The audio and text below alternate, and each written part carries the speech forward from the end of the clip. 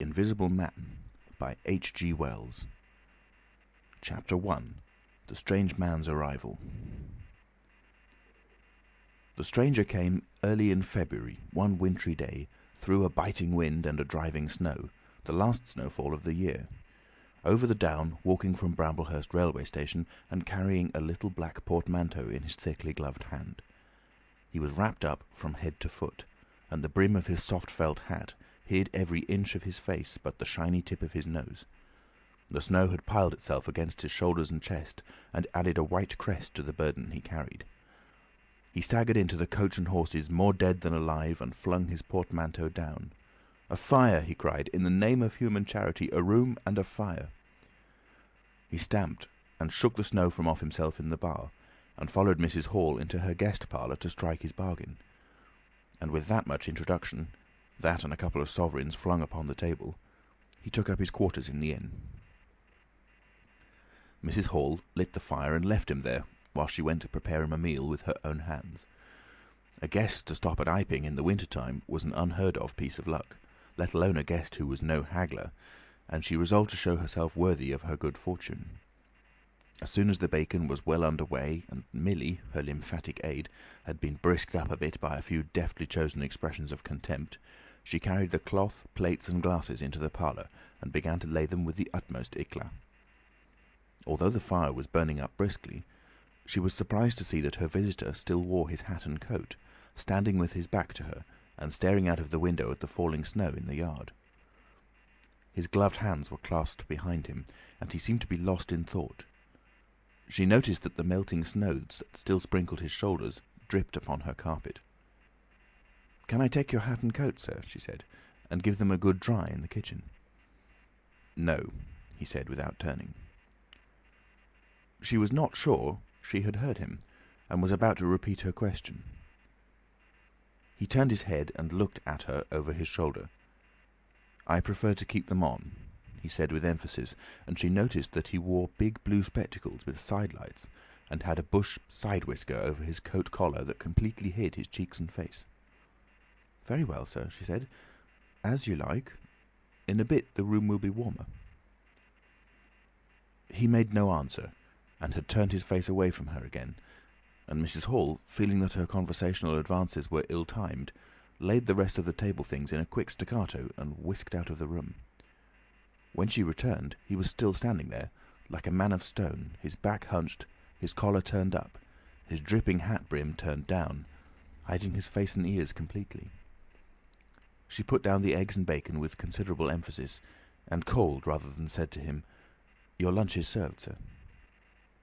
"Thank you," he said at the same time, and did not stir until she was closing the door. Then he swung round and approached the table with a certain eager quickness. As she went behind the bar to the kitchen, she heard a sound repeated at regular intervals. Chirk, chirk, chirk, it went, the sound of a spoon being rapidly whisked around a basin. "That girl," she said. "There, I clean forgot it. It's her being so long." And while she herself finished mixing the mustard, she gave Millie a few verbal stabs for her excessive slowness.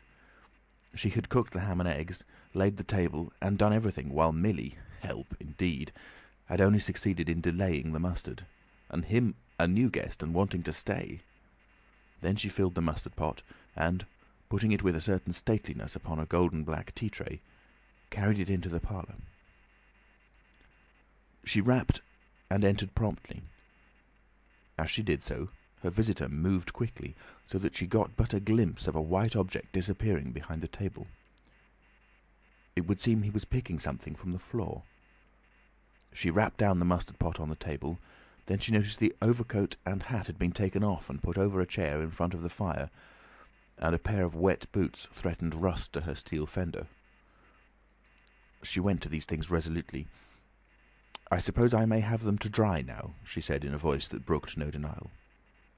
"Leave the hat," said her visitor in a muffled voice, and turning, she saw he had raised his head and was sitting and looking at her. For a moment she stood gaping at him, too surprised to speak. He held a white cloth, it was a serviette he had brought with him, over the lower part of his face, so that his mouth and jaws were completely hidden, and that was the reason of his muffled voice. But it was not that which startled Mrs. Hall. It was the fact that all his forehead above his blue glasses was covered by a white bandage, and that another covered his ears, leaving not a scrap of his face exposed, excepting only his pink, peaked nose.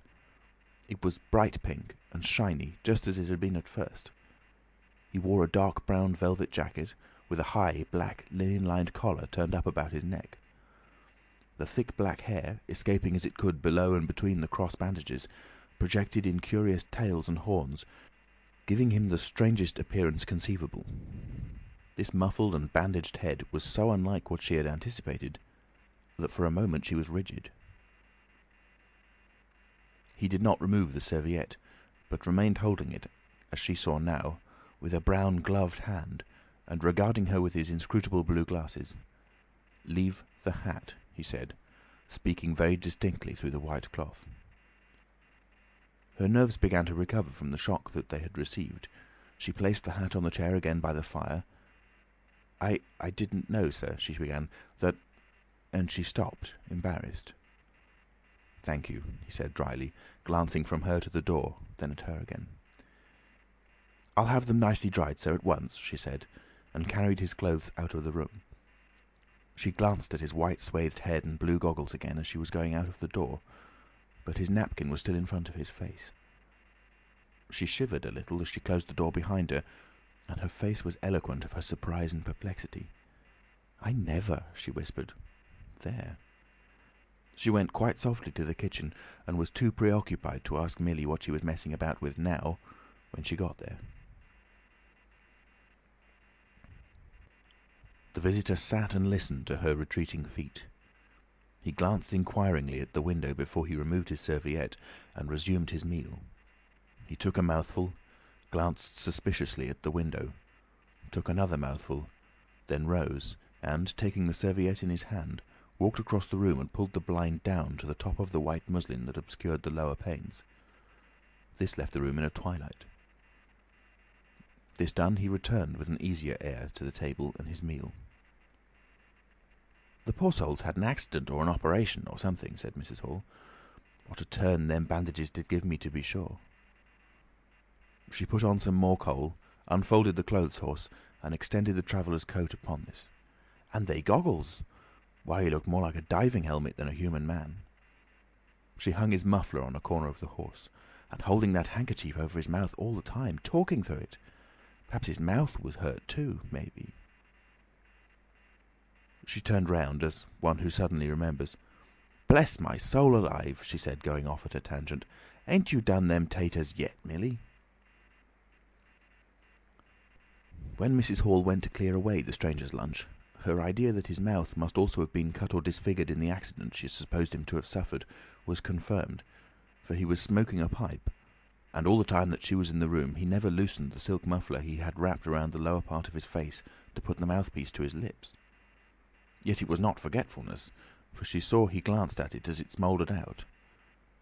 He sat in the corner with his back to the window blind and spoke now, having eaten and drunk and being comfortably warmed through, with less aggressive brevity than before. The reflection of the fire lent a kind of red animation to his big spectacles that they had lacked hitherto. "I have some luggage," he said, "at Bramblehurst station." And he asked her how he could have it sent. He bowed his bandaged head quite politely in acknowledgment of her explanation. "Tomorrow," he said, "there is no speedier delivery?" And seemed quite disappointed when she answered no. Was she quite sure? No man with a trap could go over? Mrs. Hall, nothing loath, answered his questions and developed a conversation. "It's a steep road by the down, sir," she said in answer to the question about a trap, and then, snatching at an opening, said, "It was there a carriage was upsettled a year ago and more. A gentleman killed besides his coachman. Accidents, sir, happen in a moment, don't they?" But the visitor was not to be drawn so easily. "They do," he said through his muffler, eyeing her quietly through his impenetrable glasses. "But they take long enough to get well, don't they? There was my sister's son, Tom, just cut his arm with a scythe, and tumbled on it in the hayfield, and, bless me, he was 3 months tied up, sir. You hardly believe it. It's regular, given a dread of a scythe, sir." "I can quite understand that," said the visitor. "He was afraid one time that he'd have to have an operation. He It was that bad, sir." The visitor laughed abruptly, a bark of a laugh that he seemed to bite and kill in his mouth. "Was he?" he said. "He was, sir, and no laughing matter to them as had for doing for him, as I had, my sister being took up with her little ones so much. There was bandages to do, sir, and bandages to undo. So that, if I might be so bold as to say, sir—" "Will you get me some matches?" said the visitor quite abruptly. "My pipe is out." Mrs. Hall was pulled up suddenly. It was certainly rude of him, after telling him all she had done. She gasped at him for a moment, and then remembered the 2 sovereigns. And she went for the matches. "Thanks," he said concisely as she put them down, and turned his shoulder upon her and stared out of the window again. It was altogether too discouraging. Evidently he was sensitive on the topic of operations and bandages. She did not make so bold as to say, however, after all. But his snubbing way had irritated her, and Millie had a hot time of it that afternoon. The visitor remained in the parlour until 4 o'clock, without giving the ghost of an excuse for an intrusion. For the most part he was quite still during that time. As it would seem, he sat in the growing darkness, smoking in the firelight, perhaps dozing. Once or twice a curious listener might have heard him at the coals, and for the space of 5 minutes he was audible pacing the room. He seemed to be talking to himself. Then the armchair creaked as he sat down again. Chapter 2. Mr. Teddy Henfrey's First Impressions. At 4 o'clock, when it was fairly dark and Mrs. Hall was screwing up her courage to go in and ask her visitor if he would take some tea, Teddy Henfrey, the clock jobber, came into the bar. "My sakes, Mrs. Hall," said he, "but this is terrible weather for thin boots." The snow outside was falling faster. Mrs. Hall agreed, and then noticed he had his bag with him. "Now you're here, Mr. Teddy," said she, "I'd be glad if you'd give the old clock in the parlour a bit of a look. 'Tis going, and it strikes well and hearty, but the hour hand won't do nothing but point at 6. And, leading the way, she went across to the parlour door and rapped and entered.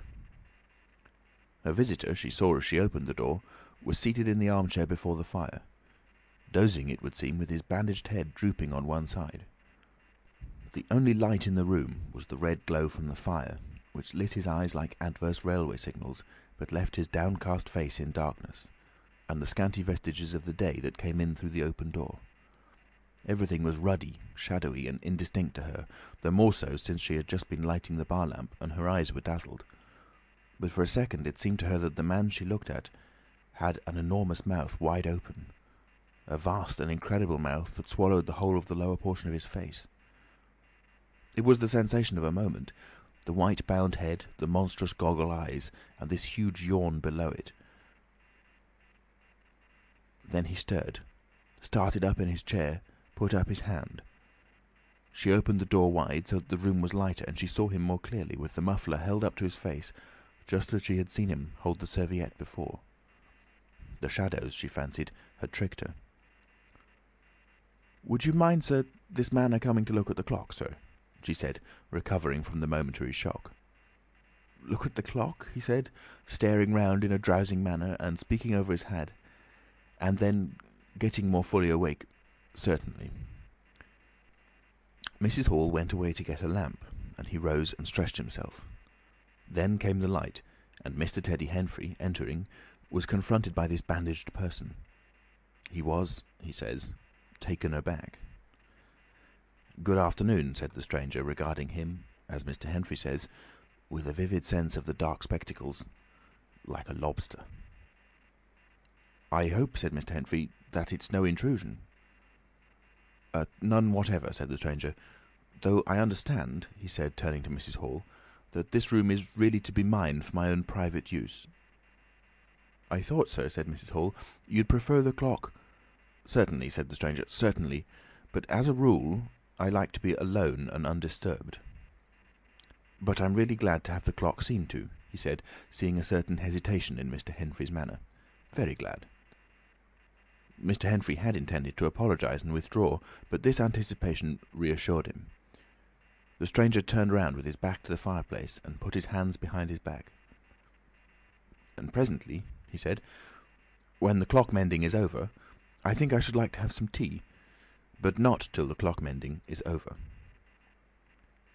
Mrs. Hall was about to leave the room. She made no conversational advances this time, because she did not want to be snubbed in front of Mr. Henfrey, when her visitor asked her if she had made any arrangements about his boxes at Bramblehurst. She told him she had mentioned the matter to the postman, and that the carrier could bring them over on the morrow. "You are certain that that is the earliest?" he said. She was certain, with a marked coldness. "I should explain," he added, "what I was really too cold and fatigued to do before, that I am an experimental investigator." "Indeed, sir," said Mrs. Hall, much impressed. "And my baggage contains apparatus and appliances." "Very useful things indeed they are, sir," said Mrs. Hall. "And I'm very naturally anxious to get on with my inquiries." "Of course, sir." "My reason for coming to Iping," he proceeded with a certain deliberation of manner, "was a desire for solitude. I do not wish to be disturbed in my work. In addition to my work, an accident—" "I thought as much," said Mrs. Hall to herself. "An accident necessitates a certain retirement. My eyes are sometimes so weak and painful that I have shut myself up in the dark for hours together. Lock myself up. Sometimes, now and then. Not at present, certainly. But at such times the slightest disturbance, the entry of a stranger into the room, is a source of excruciating annoyance to me. It is well these things should be understood." "Certainly, sir," said Mrs. Hall. "And if I might make so bold as to ask—" "That, I think, is all," said the stranger, with that quietly irresistible air of finality he could assume at will. Mrs. Hall reserved her question and sympathy for a better occasion. After Mrs. Hall had left the room, he remained standing in front of the fire, glaring, so Mr. Henfrey puts it, at the clock mending. Mr. Henfrey not only took off the hands of the clock and the face, but extracted the works, and he tried to work in as slow and quiet and unassuming manner as possible. He worked with the lamp close to him, and the green shade threw a brilliant light upon his hands and upon the frame and wheels, and left the rest of the room shadowy. When he looked up, coloured patches swam in his eyes. Being constitutionally of a curious nature, he had removed the works, a quite unnecessary proceeding, with the idea of delaying his departure, and perhaps falling into conversation with the stranger. But the stranger stood there, perfectly silent and still. So still, it got on Henfrey's nerves. He felt alone in the room and looked up, and there, grey and dim, was the bandaged head and huge blue lenses, staring fixedly with a mist of green spots drifting in front of them. It was so uncanny to Henfrey that for a minute they remained staring blankly at one another. Then Henfrey looked down again. Very uncomfortable position. One would like to say something. Should he remark that the weather was very cold for the time of the year? He looked up as if to take aim with that introductory shot. "The weather—" he began. "Why don't you finish and go?" said the rigid figure, evidently in a state of painfully suppressed rage. "All you've got to do is fix the hour hand on its axle. You're simply humbugging." "Certainly, sir. 1 minute more. I overlooked—" and Mr. Henfrey finished and went. But he was feeling excessively annoyed. "Damn it," said Mr. Henfrey to himself, trudging down the village through the thawing snow. "A man must do a clock at times, surely." And again, "Can't a man look at you?" Ugly. And yet again, seemingly not. If the police was wanting you, you wouldn't be more wrapped and bandaged. At Gleason's Corner he saw Hall, who had recently married the stranger's hostess at the Coach and Horses, and who now drove the Iping conveyance, when occasional people required it, to Sidderbridge Junction, coming towards him on his return from that place. Hall had evidently been stopping a bit at Sidderbridge, to judge by his driving. "How do, Teddy?" he said, passing. "You've got a rum un up at home," said Teddy. Hall very socially pulled up. "What's that?" he said. "Rum-looking customer stopping at the Coach and Horses," said Teddy. "My sakes!" And he proceeded to give Hall a vivid description of his grotesque guest. "Looks a bit like a disguise, don't it? I'd like to see a man's face if I had him stopping in my place," said Henfrey. "But women are that trustful when strangers are concerned. He's took your rooms and he ain't even given a name, Hall." "You don't say so," said Hall, who was a man of sluggish apprehension. "Yes," said Teddy, "by the week. Whatever he is, you can't get rid of him under the week. And he's got a lot of luggage coming tomorrow, so he says. Let's hope it won't be stones in boxes, Hal." He told Hall how his aunt at Hastings had been swindled by a stranger with empty portmanteau. Altogether he left Hall vaguely suspicious. "Get up, old girl," said Hall. "I suppose I must see about this." Teddy trudged on his way with his mind considerably relieved. Instead of seeing about it, however, Hall on his return was severely rated by his wife on the length of time he had spent in Sidderbridge, and his mild inquiries were answered snappishly and in a manner not to the point. But the seed of suspicion Teddy had sown germinated in the mind of Mr. Hall, in spite of these discouragements. "You women don't know anything," said Mr. Hall, resolved to ascertain more about the personality of his guest at the earliest possible opportunity. And after the stranger had gone to bed, which he did about 9:30, Mr. Hall went very aggressively into the parlour and looked very hard at his wife's furniture, just to show that the stranger wasn't master there, and scrutinised closely and a little contemptuously a sheet of mathematical computations the stranger had left. When retiring for the night, he instructed Mrs. Hall to look very closely at the stranger's luggage when it came the next day. "You mind your own business, Hall," said Mrs. Hall, "and I'll mind mine." She was all the more inclined to snap at Hall because the stranger was undoubtedly an unusually strange sort of stranger, and she was by no means assured about him in her own mind. In the middle of the night she woke up dreaming of huge white heads like turnips that came trailing after her at the end of interminable necks, and with vast black eyes. But, being a sensible woman, she subdued her terrors, and turned over and went to sleep again. End of Chapter 2. Recorded by Alex Foster. www.alexfoster.me.uk.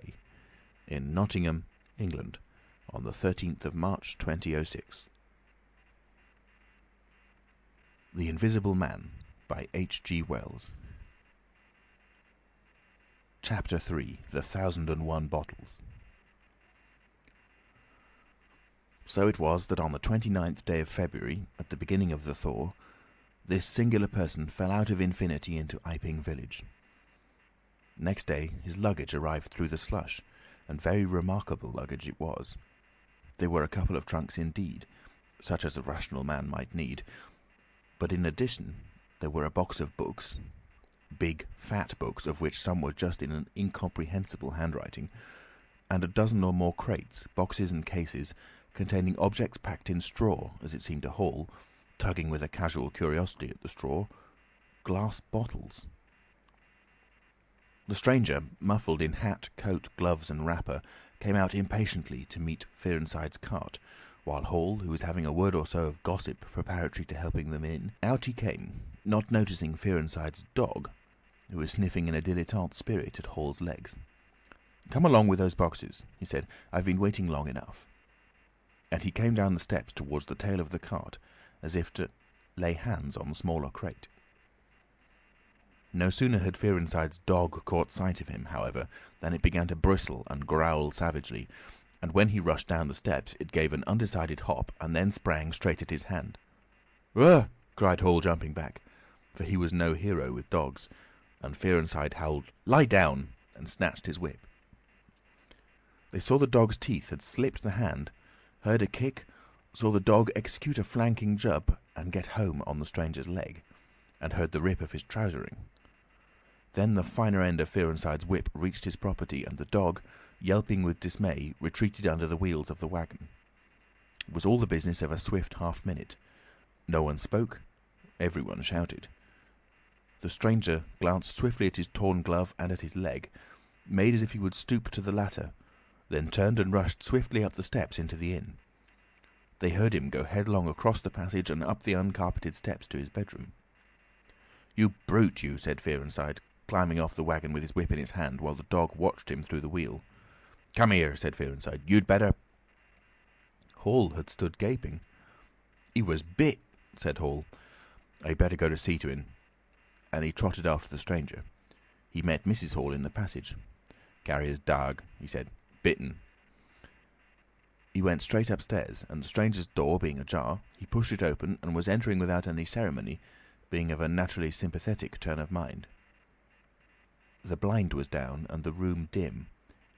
He caught a glimpse of a most singular thing, what seemed a handless arm waving towards him, and a face of 3 huge indeterminate spots on white, very like the face of a pale pansy. Then he was struck violently in the chest, hurled back, and the door slammed in his face and locked. It was so rapid that it gave him no time to observe. A waving of indecipherable shapes, a blow, and a concussion. There he stood on the dark little landing, wondering what it might have been that he had seen. A couple of minutes later he rejoined the little group that had formed outside the Coach and Horses. There was Fearenside, telling about it all over again for the second time. There was Mrs. Hall, saying his dog didn't have no business to bite her guests. There was Huxter, the general dealer from over the road, interrogative, and Sandy Wedges from the forge, judicial, besides women and children, all of them saying fatuities. "I wouldn't let him bite e'en me, I knows. 'Tasn't right to have such dogs. What he biting for then?" and so forth. Mrs. Hall, staring at them from the steps and listening, found it incredible that he had seen anything so very remarkable happen upstairs. Besides, his vocabulary was altogether too limited to express his impressions. "He don't want no help, he said in answer to his wife's inquiry. "We'd better be taking of his luggage in." "You ought to have it cauterized at once," said Mr. Huxter, "especially if it's all inflamed." "I'd shoot un, that's what I'd do," said a lady in the group. Suddenly the dog began growling again. "Come along!" cried an angry voice in the doorway, and there stood the muffled stranger with his collar turned up and his hat brim bent down. "The sooner you get those things in, the better I'll be pleased." It is stated by an anonymous bystander that his trousers and gloves had been changed. "Was you hurt, sir?" said Fearenside. "I'm rare sorry the dog—" "Not a bit," said the stranger. "Never broke the skin. Hurry up with those things." He then swore to himself, so Mr. Hall asserts.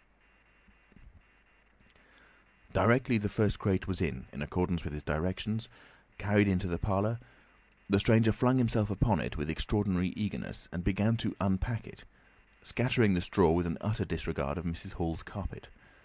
And from it he began to produce bottles, little fat bottles containing powders, small and slender bottles containing coloured and white fluids, fluted blue bottles labelled poison, bottles with round bodies and slender necks, large green glass bottles, large white glass bottles, bottles with glass stoppers and frosted labels, bottles with fine corks, bottles with bungs, bottles with wooden caps, wine bottles, salad oil bottles. Putting them in rows on the chiffonier, on the mantel, on the table under the window, round the floor, on the bookshelf, everywhere. The chemist's shop in Bramblehurst could not boast half so many. Quite a sight it was. Crate after crate yielded bottles until all 6 were empty, and the table high with straw. The only things that came out of these crates beside the bottles were a number of test tubes and a carefully packed balance. And directly the crates were unpacked, the stranger went to the window and set to work, not troubling in the least about the litter of straw, the fire which had gone out, the box of books outside, nor for the trunks and other luggage that had gone upstairs. When Mrs. Hall took his dinner to him, he was already so absorbed in his work, pouring little drops out of the bottles in test tubes, that he did not hear her until she had swept away the bulk of the straw and put the tray on the table, with some little emphasis perhaps, seeing the state that her floor was in. Then he half turned his head and immediately turned it away again. But she saw he had removed his glasses. They were beside him on the table, and it seemed to her that his eye sockets were extraordinarily hollow. He put on his spectacles again and then turned and faced her. She was about to complain of the straw on the floor when he anticipated her. "I wish you wouldn't come in without knocking," he said in the tone of abnormal exasperation that seemed so characteristic of him. "I knocked, but seemingly—" "Perhaps you did. But in my investigations, my really very urgent and necessary investigations, the slightest disturbance, the jar of a door— I must ask you—" "Certainly, sir. You can turn the lock if you're like that, you know. Any time." "A very good idea," said the stranger. "This straw, sir, if I can be so bold as to remark—" "Don't. If the straw makes trouble, put it down in the bill." And he mumbled at her, words suspiciously, like curses. He was so odd, standing there, so aggressive and explosive, bottle in one hand and test tube in the other, that Mrs. Hall was quite alarmed. But she was a resolute woman. "In which case, I should like to know, sir, what you consider—" "A shilling. Put down a shilling. Surely a shilling's enough." "So be it," said Mrs. Hall, taking up the tablecloth and beginning to spread it over the table. "If you're satisfied, of course." He turned and sat down, with his coat collar toward her. All the afternoon he worked with the door locked, and, as Mrs. Hall testifies, for the most part in silence. But once there was a concussion and a sound of bottles ringing together, as though the table had been hit, and the smash of a bottle flung violently down, and then a rapid pacing athwart the room. Fearing something was the matter, she went to the door and listened, not caring to knock. "I can't go on," he was raving. "I can't go on. 300,000, 400,000, the huge multitude cheated. All my life it may take me. Patience. Patience indeed. Fool! Fool!" There was a noise of hobnails on the bricks in the bar, and Mrs. Hall had very reluctantly to leave the rest of his soliloquy. When she returned, the room was silent again, save for the faint crepitation of his chair and the occasional clink of a bottle. It was all over. The stranger had resumed his work. When she took in his tea, she saw broken glass in the corner of the room under the concave mirror, and a golden stain that had been carelessly wiped. She called attention to it. "Put it down in the bill," snapped her visitor. "For God's sake, don't worry me. If there's damage done, put it down in the bill." And he went on ticking a list in the exercise book before him. "I'll tell you something," said Fearenside mysteriously. It was late in the afternoon, and they were in the little beer shop of Iping Hanger. "Well?" said Teddy Henfrey. "This chap you're speaking of, what my dog bit, well, he's black. Leastways his legs are. I seed through the tear of his trousers and the tear of his glove. You'd have expected a sort of pinky to show, wouldn't you? Well, there wasn't none. Just blackness. I tell you he's as black as my hat." "My sakes," said Henfrey, "it's a rummy case altogether. Why, his nose is as pink as paint." "That's true," said Fearenside. "I knows that, and I tell you what I'm thinking. That man's a piebald, Teddy, black here and white there in patches. And he's ashamed of it. He's a kind of half-breed, and the colours come off patchy instead of mixing. I've heard of such things before, and it's the common way with horses, as anyone can see." Chapter 4. Mr. Cuss interviews the stranger. I have told the circumstances of the stranger's arrival in Iping with a certain fullness of detail, in order that the curious impression he created may be understood by the reader.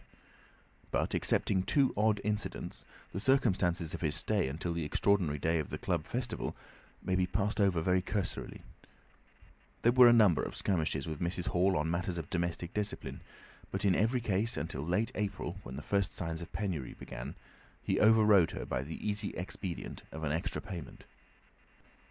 Hall did not like him, and whenever he dared, he talked of the advisability of getting rid of him. But he showed his dislike chiefly by concealing it ostentatiously, and avoiding his visitor as much as possible. "Wait till the summer," said Mrs. Hall sagely, "when the artisks are beginning to come. Then we'll see.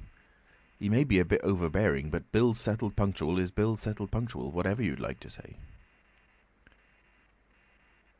The stranger did not go to church, and indeed made no difference between Sunday and the irreligious days, even in costume. He worked, as Mrs. Hall thought, very fitfully. Some days he would come down early and be continuously busy.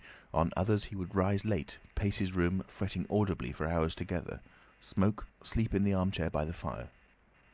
Communication with the world beyond the village he had none. His temper continued very uncertain. For the most part his manner was that of a man suffering under almost unendurable provocation, and once or twice things were snapped, torn, crushed, or broken in spasmodic gusts of violence. He seemed under a chronic irritation of the greatest intensity. His habit of talking to himself in a low voice grew steadily upon him, but though Mrs. Hall listened conscientiously, she could make neither head nor tail of what she heard. He rarely went abroad by daylight, but at twilight he would go out, muffled up invisibly, whether the weather were cold or not, and he chose the loneliest paths and those most overshadowed by trees and banks. His goggling spectacles and ghastly bandaged face under the penthouse of his hat came with a disagreeable suddenness out of the darkness upon one or two home-going labourers, and Teddy Henfrey, tumbling out of the scarlet coat one night at 9:30, was scared shamefully by the stranger's skull-like head. He was walking hat in hand, lit by the sudden light of the opened inn door. Such children as saw him at nightfall dreamt of bogies, and it seemed doubtful whether he disliked boys more than they disliked him, or the reverse. But there was certainly a vivid enough dislike on either side. It was inevitable that a person of so remarkable an appearance and bearing should form a frequent topic in such a village as Iping. Opinion was greatly divided about his occupation. Mrs. Hall was sensitive on the point. When questioned, she explained very carefully that he was an experimental investigator, going gingerly over the syllables as one who dreads pitfalls. When asked what an experimental investigator was, she would say with a touch of superiority that most educated people knew such things as that, and would thus explain that he discovered things. Her visitor had had an accident, she said, which temporarily discoloured his face and hands, and, being of a sensitive disposition, he was averse to any public notice of the fact. Out of her hearing, there was a view largely entertained that he was a criminal trying to escape from justice by wrapping himself up so as to conceal himself altogether from the eye of the police. This idea sprang from the brain of Mr. Teddy Henfrey. No crime of any magnitude dating from the middle or end of February was known to have occurred. Elaborated in the imagination of Mr. Gould, the probationary assistant in the National School, this theory took the form that the stranger was an anarchist in disguise, preparing explosives, and he resolved to undertake such detective operations as his time permitted. These consisted for the most part in looking very hard at the stranger whenever they met, or in asking people who had never seen the stranger leading questions about him. But he detected nothing. Another school of opinion followed Mr. Fearenside, and either accepted the piebald view or some modification of it, as, for instance, Silas Durgan, who was heard to assert, if he chooses to show himself at fairs, he'll make his fortune in no time, and, being a bit of a theologian, compared the stranger to the man with the one talent. Yet another view explained the entire man by regarding the stranger as a harmless lunatic. That had the advantage of accounting for everything straight away. Between these main groups there were waverers and compromisers. Sussex folk have few superstitions, and it was only after the events of early April that the thought of the supernatural was first whispered in the village. Even then it was only credited among the women folk. But whatever they thought of him, people in Iping, on the whole, agreed in disliking him. His irritability, though it might have been comprehensible to an urban brain worker, was an amazing thing to these quiet Sussex villagers. The frantic gesticulations they surprised now and then, the headlong pace after nightfall that swept him upon them round quiet corners, the inhuman bludgeoning of all tentative advances of curiosity, the taste for twilight that led to the closing of doors, the pulling of blinds, the extinction of candles and lamps. Who could agree with such goings-on? They drew aside as he passed down the village, and when he had gone by, young humourists would go up with coat collars and down with hat brims, and go pacing nervously after him in imitation of his occult bearing. There was a song popular at the time called "The Bogeyman." Miss Satchell sang it in the schoolroom concert in aid of the church lamps, and thereafter, whenever one of the two villages were gathered together and the stranger appeared, a bar or so of this tune, more or less sharp or flat, was whistled in the midst of them. Also, belated little children would call "Bogeyman" after him, and make off tremulously elated. Cuss, the general practitioner, was devoured by curiosity. The bandages excited his professional interest. The report of the 1,001 bottles aroused his jealous regard. All through April and May he coveted an opportunity of talking to the stranger, and at last, towards Whitsuntide, he could stand it no longer, but hit upon the subscription list for a village nurse as an excuse. He was surprised to find that Mr. Hall did not know his guest's name. "He give her name," said Mrs. Hall, an assertion which was quite unfounded, "but I didn't rightly hear it." She thought it seemed so silly not to know the man's name. Cuss rapped at the parlour door and entered. There was a fairly audible imprecation from within. "Pardon my intrusion," said Cuss, and then the door closed and cut Mrs. Hall off from the rest of the conversation. She could hear the murmur of voices for the next 10 minutes, then a cry of surprise, a stirring of feet, a chair flung aside, a bark of laughter, quick steps to the door, and Cuss appeared, his face white, his eyes staring over his shoulder. He left the door open behind him, and without looking at her, strode across the hall and went down the steps, and she heard his feet hurrying along the road. He carried his hat in his hand. She stood behind the door, looking at the open door of the parlour. Then she heard the stranger laughing quietly, and his footsteps came across the room. She could not see his face where she stood. The parlour door slammed, and the place was silent again. Cuss went straight up to the village to Bunting, the vicar. "Am I mad?" Cuss began abruptly as he entered the shabby little study. "Do I look like an insane person?" "What's happened?" said the vicar, putting the ammonite on the loose sheets of his forthcoming sermon. "The chap at the inn—" "Well?" "Give me something to drink," said Cuss, and he sat down. When his nerves had been steadied by a glass of cheap sherry, the only drink the good vicar had available, he told him of the interview he had just had. "Went in," he gasped, "and began to demand a subscription for that nurse fund. He'd stuck his hands in his pockets as I came in, and he sat down lumpily in his chair. Sniffed. I told him I'd heard he took an interest in scientific things. He said yes. Sniffed again. Kept on sniffing all the time, evidently recently caught an infernal cold. No wonder, wrapped up like that. I developed the nurse idea, and all the while kept my eyes open. Bottles, chemicals, everywhere. Balance, test tubes in stands, and a smell of evening primrose. Would he subscribe? Said he'd considered him. Asked him, point blank, was he researching? Said he was. A long research? Got quite cross. A damnable long research, said he, blowing the cork out, so to speak. Oh, said I. And out came the grievance. The man was just on the boil, and my question boiled him over. He had been given a prescription, a most valuable prescription, although what for he wouldn't say. Was it medical? Damn you, what are you fishing after? I apologised. Dignified sniff and cough. He resumed. He'd read it. 5 ingredients. Put it down, turned his head. Draught of air from window lifted the paper. Swish, rustle. He was working in a room with an open fireplace, he saw. Saw a flicker, and there was the prescription burning and lifting chimney-wood. Rushed towards it just as it whisked up the chimney. So, just at that point, to illustrate his story, out came his arm. Well? No hand. Just an empty sleeve. Lord, I thought, that's a deformity. Got a cork arm, I suppose, and has taken it off. Then I thought, there's something odd in that. What the devil keeps the sleeve up and open if there's nothing in it? There was nothing in it, I tell you. Nothing down it, right down to the joint. I could see right down it to the elbow, and there was a glimmer of light shining in through a tear of cloth. Good God, I said. Then he stopped, stared at me with those black goggles of his, and then at his sleeve.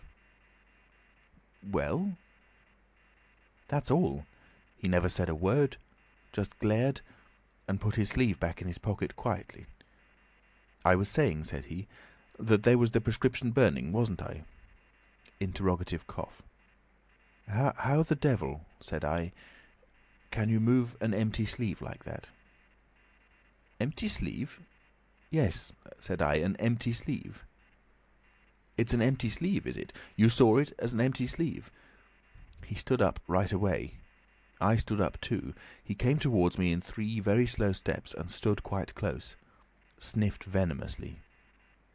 I didn't flinch, though I'm hanged if that bandaged knob of his and those blinkers aren't enough to unnerve anyone coming quietly up to you. You said it was an empty sleeve, he said. Certainly, I said. At staring and saying nothing, a barefaced man, unspectacled, starts scratch. Then very quietly he pulled his sleeve out of his pocket again and raised his arm towards me as though he would show it to me again. He did it very, very slowly. I looked at it. Seemed an age. Well, said I, clearing my throat, there's nothing in it. I had to say something. I was beginning to feel frightened. I could see right down it. He extended it straight towards me, slowly, slowly, just like that, until the cuff was 6 inches from my face. Queer thing to see an empty sleeve come at you like that. And then, well, something, exactly like a finger and thumb it felt, nipped my nose. Bunting began to laugh. "There wasn't anything there," said Cuss, his voice running up into a shriek at the "there." "It's all very well for you to laugh, but I tell you I was so startled I hit his cuff hard and turned around and cut out of the room. I left him." Cuss stopped. There was no mistaking the sincerity of his panic. He turned round in a helpless way and took a second glass of the excellent Vicar's very inferior sherry. "When I hit his cuff," said Cuss, "I tell you it felt exactly like hitting an arm. And there wasn't an arm. There wasn't the ghost of an arm." Mr. Bunting thought it over. He looked suspiciously at Cuss. "It's a most remarkable story," he said. He looked very wise and grave indeed. "It's really," said Mr. Bunting with judicial emphasis, "a most remarkable story." End of chapter 4. Recorded in Nottingham, England on the 13th of March 2006 by Alex Foster. www.alexfoster.me.uk.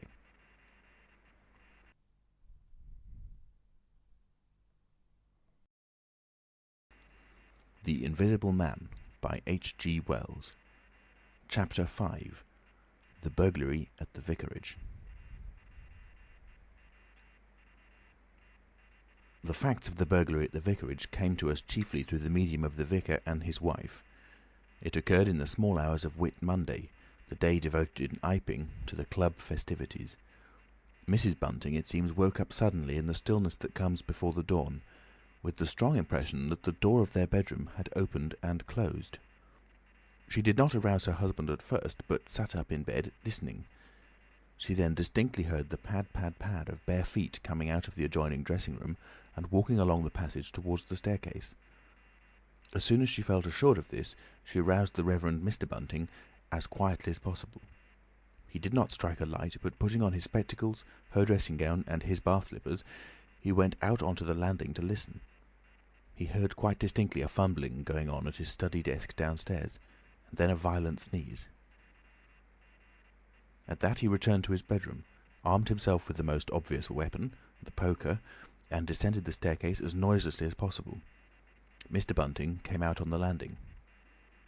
The hour was about 4, and the ultimate darkness of the night was past. There was a faint shimmer of light in the hall, but the study doorway yawned impenetrably black. Everything was still except the faint creaking of the stairs under Mr. Bunting's tread and the slight movements in the study. Then something snapped, the drawer was open, and there was a rustle of papers. Then came an imprecation, and a match was struck, and the study was flooded with yellow light. Mr. Bunting was now in the hall, and through the crack in the door he could see the desk and the open drawer and a candle burning on the desk, but the robber he could not see. He stood there in the hall, undecided what to do, and Mrs. Bunting, her face white and intent, crept slowly downstairs after him. One thing kept Mr. Bunting's courage, the persuasion that this burglar was a resident in the village. They heard the chink of money and realised that the robber had found the housekeeping reserve of gold, £2.10 in half sovereigns altogether. At that sound Mr. Bunting was nerved to abrupt action. Gripping the poker firmly, he rushed into the room, closely followed by Mrs. Bunting. "Surrender!" cried Mr. Bunting fiercely, and then stooped amazed. Apparently the room was perfectly empty. Yet their conviction that they had that very moment heard someone moving in the room had amounted to a certainty. For half a minute perhaps they stood gaping. Then Mrs. Bunting went across the room and looked behind the screen, while Mr. Bunting, by a kindred impulse, peered under the desk. Then Mrs. Bunting turned back the window curtains, and Mr. Bunting looked up the chimney and probed it with the poker. Then Mrs. Bunting scrutinised the waste-paper basket, and Mr. Bunting opened the lid of the coal scuttle. Then they came to a stop and stood with eyes interrogating each other. "I could have sworn," said Mr. Bunting. "The candle," said Mrs. Bunting. "Who lit the candle?" "The drawer," said Mr. Bunting. "And the money's gone." She went hastily to the doorway. Of all the strange occurrences! There was a violent sneeze in the passage. They rushed out, and as they did so, the kitchen door slammed. "Bring the candle," said Mr. Bunting, and led the way. They both heard a sound of bolts being hastily shot back. As he opened the kitchen door, he saw through the scullery that the back door was just opening, and the faint light of early dawn displayed the dark masses of the garden beyond. He is certain that nothing went out of the door. It opened, stood open for a moment, and then closed with a slam. As it did so, the candle Mrs. Bunting was carrying from the study flickered and flared. It was a moment or more before they entered the kitchen. The place was empty. They refastened the back door, examined the kitchen, pantry, and scullery thoroughly, and at last went down into the cellar. There was not a soul to be found in the house, search as they would. Daylight found the vicar and his wife, a quaintly costumed little couple, still marvelling about on their own ground floor by the unnecessary light of a guttering candle. Chapter 6. The Furniture That Went Mad. Now it happened that in the early hours of Whit Monday, before Millie was hunted out for the day, Mr. Hall and Mrs. Hall both rose and went noiselessly down into the cellar. Their business there was of a private nature, and had something to do with the specific gravity of their beer. They had hardly entered the cellar when Mrs. Hall found she had forgotten to bring down a bottle of sarsaparilla from their joint room. As she was the expert and principal operator in this affair, Hall very properly went upstairs for it. On the landing he was surprised to see that the stranger's door was ajar. He went on into his own room and found the bottle as he had been directed. But returning with the bottle, he noticed that the bolts of the front door had been shot back, that the door was in fact simply on the latch. And with a flash of inspiration he connected this with the stranger's room upstairs and the suggestions of Mr. Teddy Henfrey. He distinctly remembered holding the candle while Mrs. Hall shot these bolts overnight. At the sight he stopped, gaping, then with the bottle still in his hand went upstairs again. He rapped at the stranger's door. There was no answer. He rapped again, then pushed the door wide open and entered. It was as he had expected. The bed, the room also, was empty. And what was stranger, even to his heavy intelligence, on the bedroom chair and along the rail of the bed were scattered the garments, the only garments, so far as he knew, and the bandages of their guest. His big slouch hat, even, was cocked jauntily over the bedpost. As Hall stood there, he heard his wife's voice coming out of the depth of the cellar, with that rapid telescoping of the syllables and interrogative cocking up of the final words to a high note, by which the West Sussex villager is wont to indicate a brisk impatience. "George, you got what I want?" At that he turned and hurried down to her. "Janny," he said over the rail of the cellar steps, "'tis the truth what Henfrey says. He's not in his room, he ain't, and the front door's unbolted." At first Mrs. Hall did not understand, and as soon as she did, she resolved to see the empty room for herself. Hall, still holding the bottle, went first. "If he ain't there," he said, "his clothes are.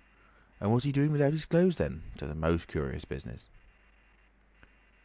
As they came up the cellar steps, they both, it was afterwards ascertained, fancied they heard the front door open and shut, but seeing it closed and nothing there, neither said a word to the other about it at the time. Mrs. Hall passed her husband in the passage and ran on first upstairs. Someone sneezed on the staircase.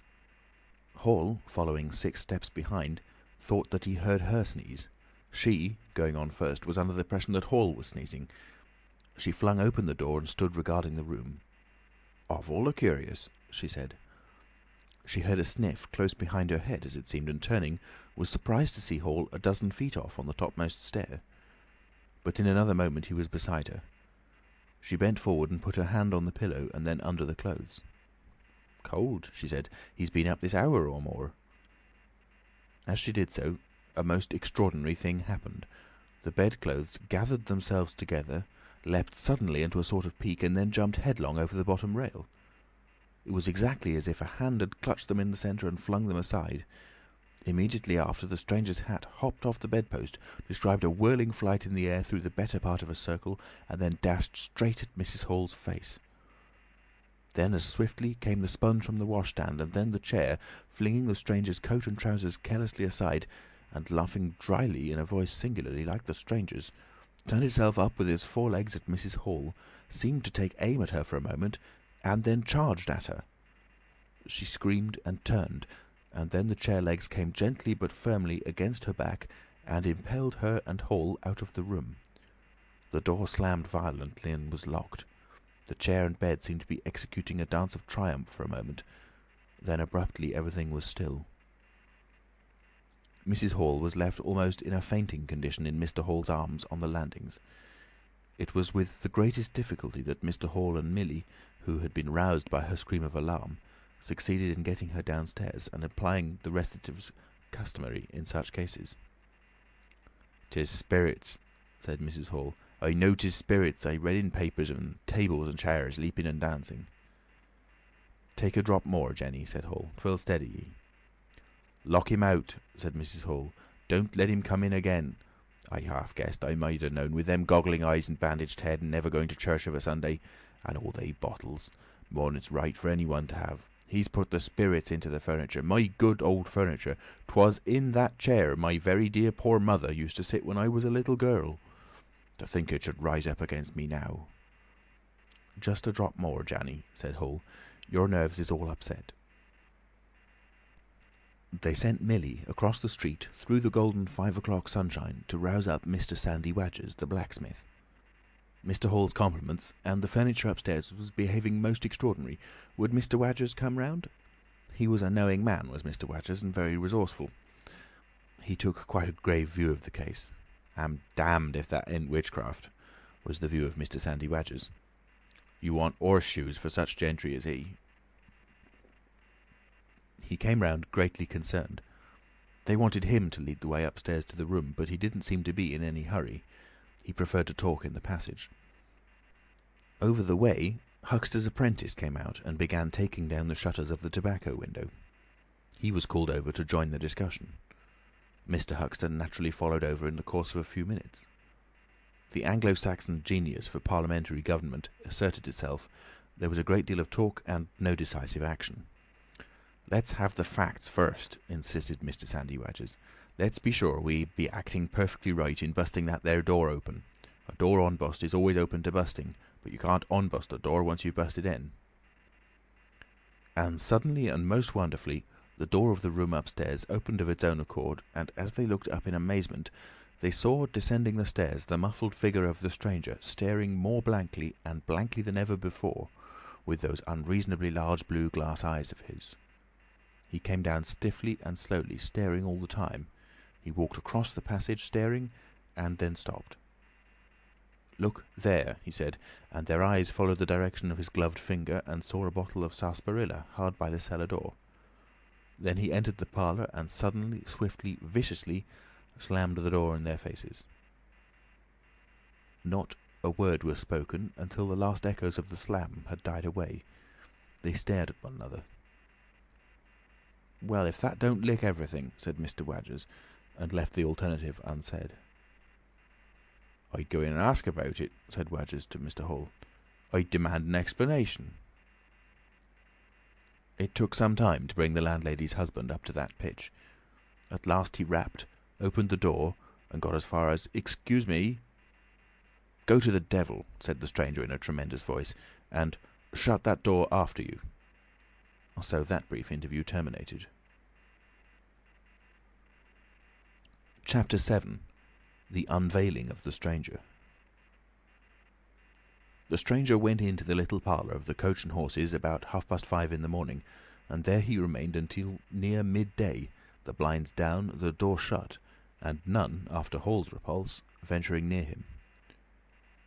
All that time he must have fasted. Thrice he rang his bell, the third time furiously and continuously, but no one answered him. "Him and his go to the devil indeed," said Mrs. Hall.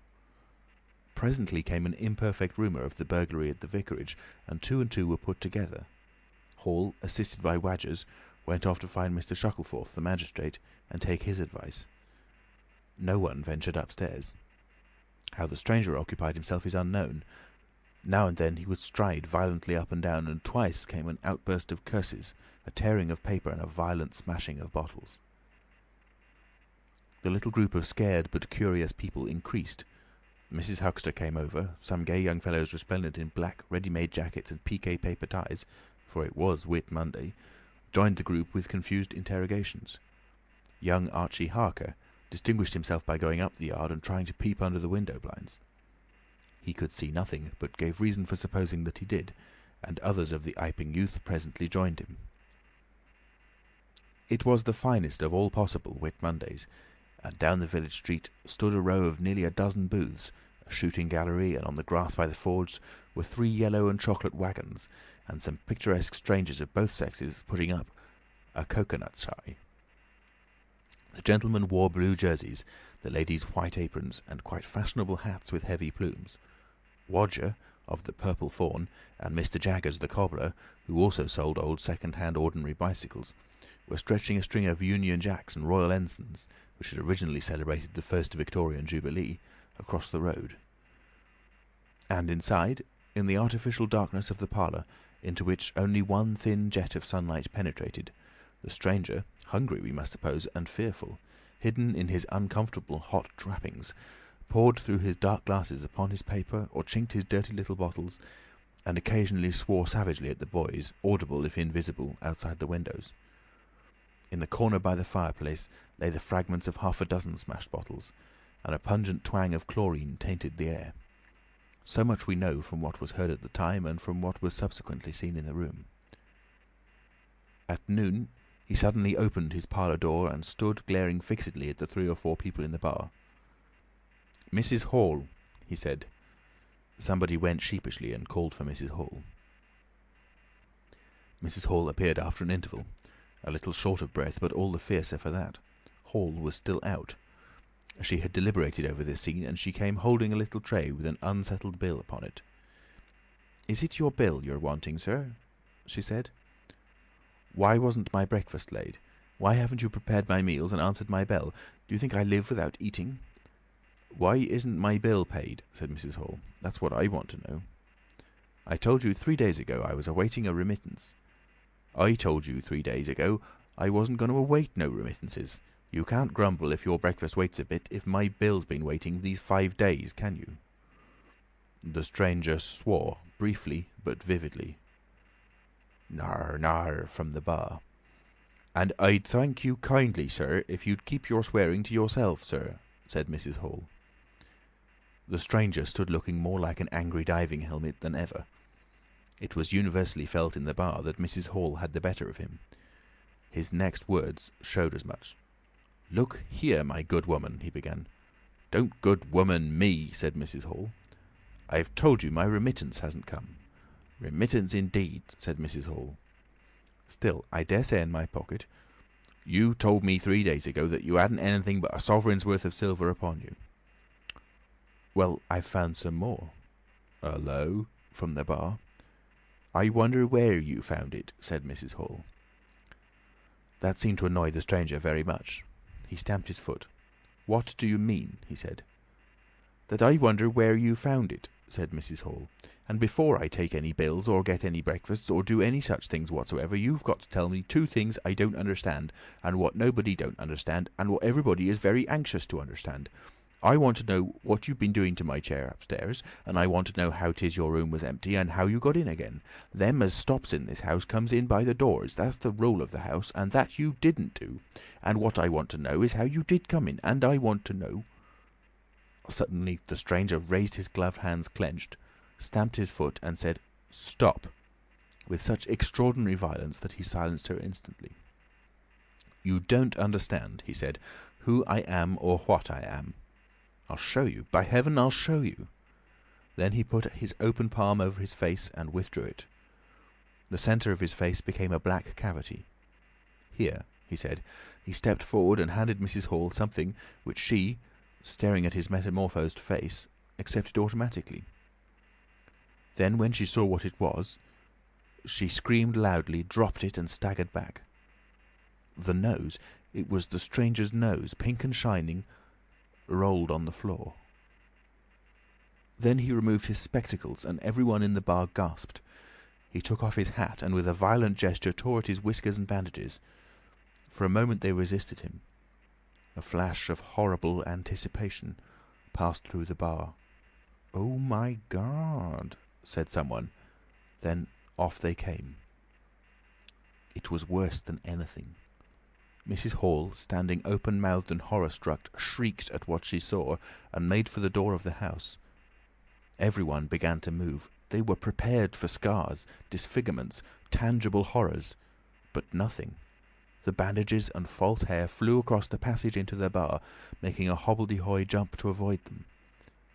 Everyone tumbled on everyone else down the steps, for the man who stood there shouting some incoherent explanation was a solid, gesticulating figure up to the coat collar of him, and then nothingness, no visible thing at all. People down the village heard shouts and shrieks, and looking up the street saw the coach and horses violently firing out its humanity. Then they saw Mrs. Hall fall down and Mr. Teddy Henfrey jump to avoid tumbling over her, and then they heard the frightful screams of Millie, who, emerging suddenly from the kitchen at the noise of the tumult, had come across the headless stranger from behind. These increased suddenly. Forthwith, everyone, all down the street, the sweet-stuff seller, coconut-shy proprietor and his assistant, the swing-man, little boys and girls, rustic dandies, smart wenches, smocked elders and aproned gypsies, began running towards the inn, and in a miraculously short space of time a crowd of perhaps 40 people, and rapidly increasing, swayed and hooted and inquired and exclaimed and suggested in front of Mrs. Hall's establishment. Everyone seemed eager to talk at once, and the result was Babel. A small group supported Mrs. Hall, who was picked up in a state of collapse.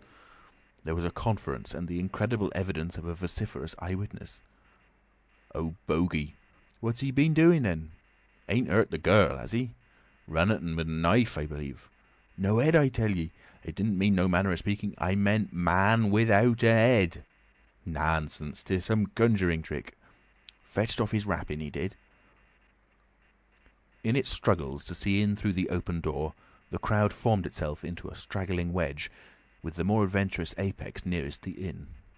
"He stood for a moment. I heard the girl scream, and he turned. I saw her skirts whisk, and he went after her. Didn't take 10 seconds. Back he comes with a knife in his hand and a loaf. Stood just as if he was staring. Not a moment ago. Went in that there door. I tell ye, he ain't got no head at all. You just missed un."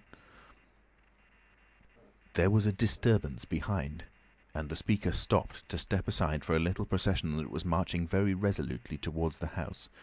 First Mr. Hall, very red and determined, then Mr. Bobby Jaffers, the village constable, then the wary Mr. Wadgers. They had come now, armed with a warrant. People shouted conflicting information of the recent circumstances. "Ed or no Ed," said Jaffers, "I got arrestin', and restin' I will." Mr. Hall marched up the steps, marched straight to the door of the parlour, and flung it open. "Constable," he said, "do your duty." Jaffers marched in. Hall next, Wadgers last. They saw in the dim light the headless figure facing them, with a gnawed crust of bread in one gloved hand and a chunk of cheese in the other. "That's him," said Hall. "What the devil's this?" came in a tone of angry expostulation from above the collar of the figure. "You're a damned rum customer, mister," said Mr. Jaffers. "But Ed or no Ed, the warrant says body, and duty's duty." "Keep off," said the figure, starting back. Abruptly he whipped down the bread and cheese, and Mr. Hall just grasped the knife on the table in time to save it. Off came the stranger's left glove, and was slapped in Jaffers' face. In another moment, Jaffers, cutting short some statement concerning a warrant, had gripped him by the handless wrist and caught his invisible throat. He got a sounding kick on the shin that made him shout, but kept his grip. Hall sent the knife sliding along the table to Wadgers, who acted as goalkeeper for the offensive, so to speak, and then stepped forward as Jaffers and the stranger swayed and staggered towards him, clutching and hitting in. A chair stood in the way and went aside with a crash as they came down together. "Get the feet," said Jaffers between his teeth. Mr. Hall, endeavouring to act on instructions, received a sounding kick in the ribs that disposed of him for a moment, and Mr. Wadgers, seeing the decapitated stranger had rolled over and got the upper side of Jaffers, retreated towards the door, knife in hand, and so collided with Mr. Huxter and the Sidderbridge carter coming to the rescue of law and order. At the same moment, down came 3 or 4 bottles from the chiffonnier, and shot a web of pungency into the air of the room. "I'll surrender," cried the stranger, though he had Jaffers down, and in another moment he stood up panting, a strange figure, headless and handless. for he had pulled off his right glove now as well as his left. "It's no good," he said, as if sobbing for breath. It was the strangest thing in the world to hear that voice coming as if out of empty space. But the Sussex peasants are perhaps the most matter-of-fact people under the sun. Jaffers got up also and produced a pair of handcuffs. Then he stared. "I say," said Jaffers, brought up short by a dim realisation of the incongruity of the whole business. "Darn it, can't use 'em as I can see." The stranger ran his arm down his waistcoat, and as if by a miracle the buttons to which his empty sleeve pointed became undone. Then he said something about his shin and stooped down. He seemed to be fumbling with his shoes and socks. "Why," said Huxter suddenly, "that's not a man at all. It's just empty clothes. Look, you can see down his collar and the linings of his clothes. I could put my arm—" He extended his hand. It seemed to meet something in mid-air, and he drew it back with a sharp exclamation. "I wish you'd keep your fingers out of my eye," said the aerial voice in a tone of savage expostulation. "The fact is, I am all here, head, hands, legs, and all the rest, but it happens I'm invisible. It's a confounded nuisance, but I am. There's no reason why I should be poked to pieces by every stupid bumpkin in Iping, is it?" The suit of clothes, now all unbuttoned and hanging loosely upon its unseen supports, stood up, arms akimbo. Several other of the menfolks had now entered the room, so that it was closely crowded. "Invisible, eh?" said Huxter, ignoring the stranger's abuse. "Who ever heard the likes of that?" "It's strange, perhaps, but it's not a crime. Why am I assaulted by a policeman in this fashion?" "Ah, that's a different matter," said Jaffers. "No doubt you're a bit difficult to see in this light, but I got a warrant and it's all correct. What I'm after ain't no invisibility, it's burglary. There's a house been broke into and money took." "Well, and circumstances certainly point—" "Stuff and nonsense," said the invisible man. "I hope so, sir, but I've got my instructions." "Well," said the stranger, I'll come, but no handcuffs." "It's the regular thing," said Jaffers. "No handcuffs," stipulated the stranger. "Pardon me," said Jaffers. Abruptly the figure sat down, and before anyone could realise what was being done, the slippers, socks, and trousers had been kicked off under the table. Then he sprang up again and flung off his coat. "Here, stop that," said Jaffers, suddenly realising what was happening. He gripped at the waistcoat.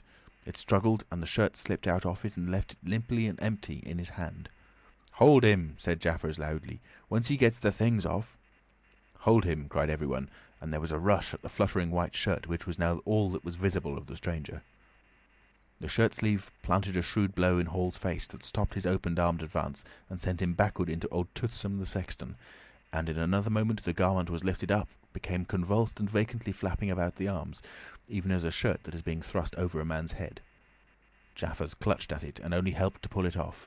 He was struck in the mouth out of the air and incontinently threw his truncheon and smote Teddy Henfrey savagely upon the crown of his head. "Look out!" said everybody, fencing at random and hitting at nothing. "Hold him! Shut the door! Don't let him loose! I got something! Here he is!" A perfect babel of noises they made. Everybody, it seemed, was being hit all at once, and Sandy Wadgers, knowing as ever, and his wits sharpened by a frightful blow in the nose, reopened the door and led the rout. The others, following incontinently, were jammed for a moment in the corner by the doorway. The hitting continued. Phipps, the Unitarian, had a front tooth broken, and Henfrey was injured in the cartilage of his ear. Jaffers was struck under the jaw, and turning, caught at something that intervened between him and Huxter in the melee and prevented their coming together. He felt a muscular chest, and in another moment the whole mass of struggling, excited men shot out into the crowded hall.